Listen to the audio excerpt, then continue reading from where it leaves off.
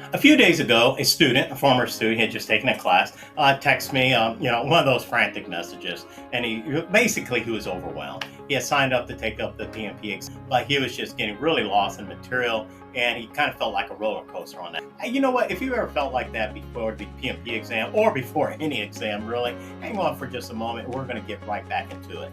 In the meantime, welcome back to another episode of John the PM, where we believe that managing projects is not just a job, but a way of life.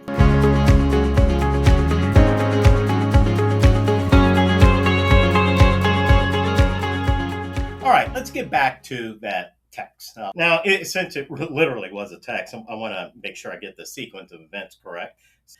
Just to kind of set the stage, what happens in our world is that individuals will take the class, okay? But what we continuously sometimes harp on is that while the class ends, the relationship is supposed to continue. So if you have any questions, thoughts, concerns about the exam, about your professional work, as a matter of fact, please just reach out to us and we'll be as responsive as possible. At the end of the day, we just really want you to be successful.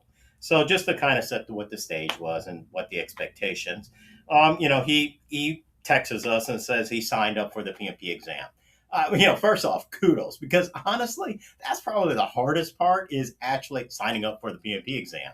And I'm not actually talking about the actual technical piece of writing out the application and all of that, but actually doing the work and scheduling, in other words, making that commitment. So believe it or not, that is a huge milestone. So, of course we said, great, awesome, way to do it, because that's kind of like that first, big milestone in this journey of ours. We kind of asked them, hey, how are you feeling about those practice quizzes that we have on our learning management system? So we have a learning management system, and what happens is that after the course, you have access to it and all that kind of stuff. But the point is that when you take the quizzes, we can kind of see what's happening or what's not happening. Give specific advice, thoughts, and guidance. It just kind of gives us a way to kind of monitor. He notes he's done those, and what he means by those is are some of the quiz questions that we have available, on those. He's done our study halls and he's listened to our videos for studying. And this is where it really gets interesting. I feel like a roller coaster depending on the day. Sometimes I feel ready, and other times I'm like, what the heck am I doing? You know what? That is a perfectly normal reaction. Honestly, it is. You are taking on an incredible amount of work and moving it forward on that side. Sometimes people have made a public claim, so people kind of know about it. You expended a lot of dollars in some cases, but in all cases, you've expended a lot of time. So that feeling of uneasiness, that is perfectly normal, and we're honestly, we're kind of used to that, and we kind of work with you to kind of overcome those feelings. But the very, very specific advice that I gave him, this individual, is that I want you to live the processes, not just simply memorizing them. See, there's a key difference. Memorizing is just rote memorization. You may or may not actually understand what happened. The best way to understand what is happening is to actually live it through experience. Now, how do you do that, you might ask?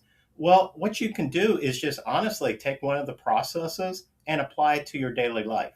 So let's just run through that scenario here real quick. Let's assume that you're, in the stakeholders module, and you're studying the salience model. Now, if you're just memorizing, it would just be power, urgency, legitimacy, and then you have some brief thoughts on what those are, and you just kind of move on. But I don't want you to just do that.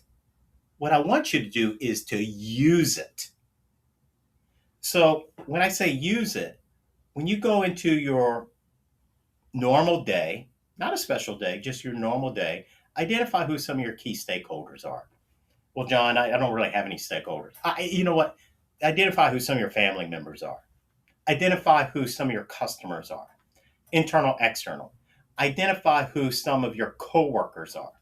Identify who some of your managers or your senior leadership team or your subordinates, whichever may be the case. So we don't have to necessarily call them stakeholder. I would prefer if you did, but that's okay. Who are the individuals that you interact with? Then take that model, salience model, power, urgency, legitimacy, and plot it out. And if you really get into it, you'll discover that there's 8 ways that you can deal with the 8 variations that can occur. And then depending on what actually happens, how the measurements actually come out, where they fall on the Venn diagram, is what you will actually do and execute. And then try and do it. See what happens. Now, there's a big difference between just memorizing it and now you kind of moved over to understanding it, but you understood it by actually doing it. Not about reading it, but actually doing it and see what actually happens. Sometimes the results are good, sometimes maybe not so good. Maybe a different tool that you should have used. When you get to the exam and they're putting out scenarios, you have something in real life, in real time that you can apply back to. And now you're starting to think and act like that professional project manager. So again, let's stay away from rote memorization. Not that it's necessarily bad. There are some times when it's easier to just memorize the information so that you can kind of like get to the next step. But more importantly, what you ought to do is to actually use it, apply it in daily life. Notice I said daily life. I didn't necessarily say the big project, but daily life, those daily interactions, and then see what happens. Hopefully that helps you, not just on your projects, but also on the exam. If it does, please hit the like, subscribe, share button. It helps us to be of service back to you. And in the meantime, may all of your projects and work be highly successful.